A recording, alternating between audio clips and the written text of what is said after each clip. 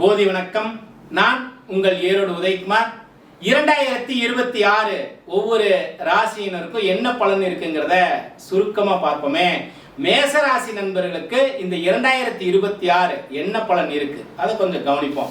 நிறைய மேசராசி நண்பர்கள் புலம்பி தள்ளியிருப்பாங்க. நிறைய விரயமாகுது, எல்லாமே செலவா நடக்குது, செலவுகள் எதுவுமே கட்டுப்படுத்த முடியல.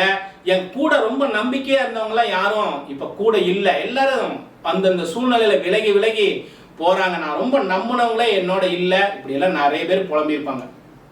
இந்த 2026 மே மாதத்திற்கு பிறகு சற்று கவனிச்சு பாருங்க. மேக்கு பிறகு ஒவ்வொருத்தரா விலகி போனவங்க எல்லாம் கொஞ்சம் கொஞ்சமா உள்ள வருவாங்க. இதை கவனிங்க. அதே போல விரயங்கள் நடந்தாலும் ஒரு தொழிலுக்கான முதலீடாகவும் சுப செலவுகளாகவும் ஒரு இடத்திற்கான முதலீடாகவும் சுப விரயங்களாக நடக்கக்கூடியதை நீங்க கொஞ்சம் உணர முடியும். உங்களுக்கு மே மாதத்திற்கு அப்புறம் ஒரு வருடங்களாவது உங்களுக்கு அந்த 7.5 சனியினுடைய பாதிப்பு கொஞ்சம் குறையறதா நீங்க உணர முடியும். இது ஒரு நல்ல மாற்றம் தான், அற்புதமான மாற்றம் தான்.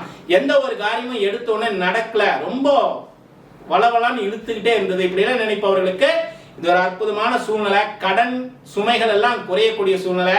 வேலையில் அழுத்தம் இருக்கு, எனக்கு வேலையில ஒரு நெருக்கடியான சூழ்நிலை இருக்குங்கிறவங்களுக்கா ஒரு வேலையில் ஒரு மாற்றத்தை, இடமாற்றத்தையும் ஒரு பதவியையும் அடையக்கூடிய வாய்ப்பு இந்த மே மாதத்திற்கு பிறகு 2026 ஏற்படுகிறது. மேசராசி நண்பர்களுக்கு படிக்கக்கூடிய மாணவர்கள் கல்வியில கவனமாக இருக்க வேண்டியது அவசியம்.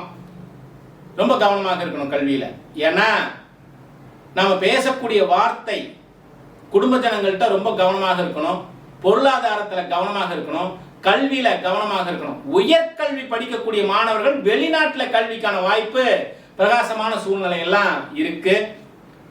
புதிய வாகனங்கள் வாங்கக்கூடிய அமைப்பு, அதே போல உங்களுக்கு ஒரு நிம்மதியான சூழ்நிலை முதல்ல இந்த 2026 மேக்கு அப்புறம் ஒரு நிம்மதியான சூழ்நிலை உணர்ந்த ஏற்படுவதை நீங்க கொஞ்சம் உணர முடியும். சரி, இறைவனுடைய அனுகிரகம் ரொம்ப அவசியம்.